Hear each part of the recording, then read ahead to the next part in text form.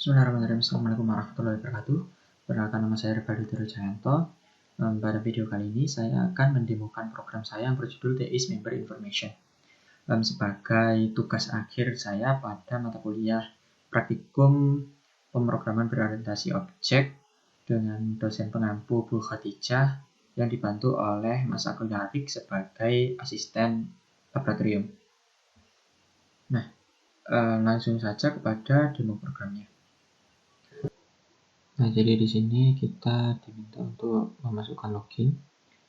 Jika tidak ada akun, maka kita bisa sign up pada tombol di situ. Kemudian di sini kita memasukkan data mahasiswa kita, data diri kita. Nah, pada tampilan ini kita mendaftarkan username dan password kita serta email. Nah, setelah terdaftar kita bisa memasukkan login sesuai dengan yang didaftarkan. Nah, berikut adalah tampilan dari main menu.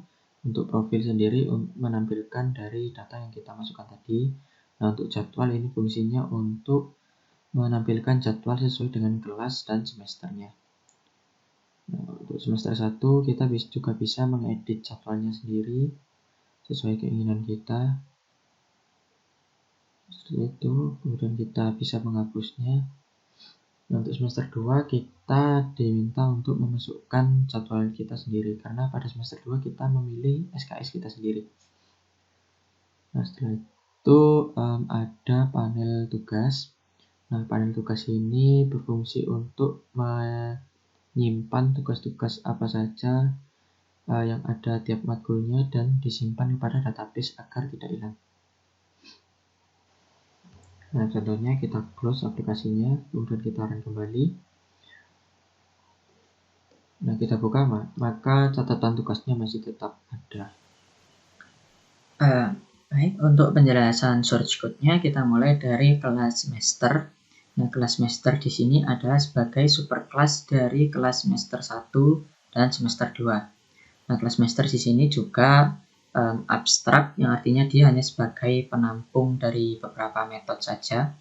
Ibaratnya hanya sebagai wadah.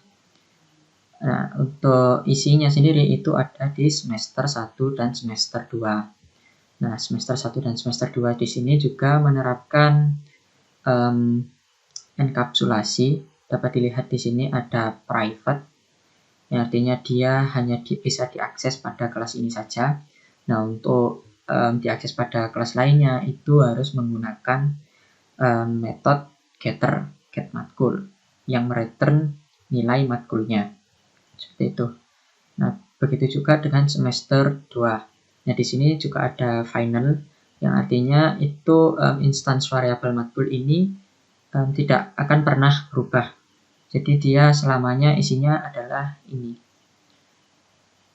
Nah, kemudian kita lanjut pada kelas-kelas. Kelas-kelas di sini juga sebagai superkelas terhadap subkelas-subkelas kelas A, kelas B, kelas C, dan kelas D. Nah, kelas A ini extend terhadap kelas A. Kelas berarti kelas A ini mewarisi segala instance variabel maupun metode dari kelas. Seperti itu. Nah, di sini juga ada beberapa instance variabel dan metode. Nah, karena kelas ini diekstenkan ke kelas A, berarti kelas A juga bisa mengakses sem1, gsem1, maupun matkul, dan lain sebagainya. Seperti itu. Nah, untuk sem1 dan sem2 ini juga mengimplementasikan polymorphism, yang mana artinya di sininya semester superkelasnya, tetapi yang di referensikan itu adalah subkelasnya, yaitu semester 1. Dengan reference objek sem1 untuk objek semester 1 dan reference objek sem2 untuk objek ke semester 2. Itu nanti dimasukkan ke instance variabel gsem1 dan gsem2 dengan akses menggunakan titik getMatkul untuk mendapatkan matkul dari masing-masing objek. Nah, kemudian lanjut kepada kelas A dan kelas B.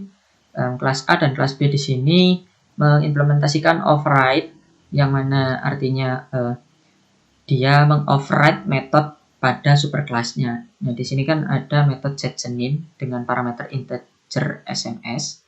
Nah, pada superclassnya ini juga ada metode getSenin integer SMS. Nah, berarti dia mengoverride atau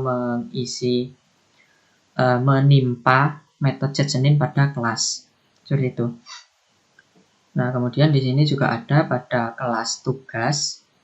Ini itu mengoverloading dari metode. Nah, misal pada metode savejump ini, savejump ini memiliki dua nama yang sama, savejump dan savejump, hanya saja perbedaannya itu pada parameternya. Ini dinamakan dengan overloading. Nah, untuk metode savejump dengan 8 parameter itu dipanggilnya pada ini, pada metode savetask1 yang hanya memiliki 8 text field. Jadi dia hanya bisa mengisikan parameternya hanya 8. Nah, oleh karena itu dia akan yang dipanggilnya adalah yang atas ini. Nanti dia masuknya ke database adalah pada tabel database jam 1. Nah, untuk yang memiliki 9 parameter, di sini dia nanti masuknya pada tabel database jam 2. Digunakannya saat metode savejump dengan 9 parameter. Ini digunakan pada metode savetask2. Mungkin itu saja sedikit penjelasan source code dari saya yang berhubungan dengan PBO. Saya pribadi mohon maaf jika ada kesalahan maupun penuturan yang kurang tepat. Billahi wa taufiq wal hidayah. Wassalamualaikum warahmatullahi wabarakatuh.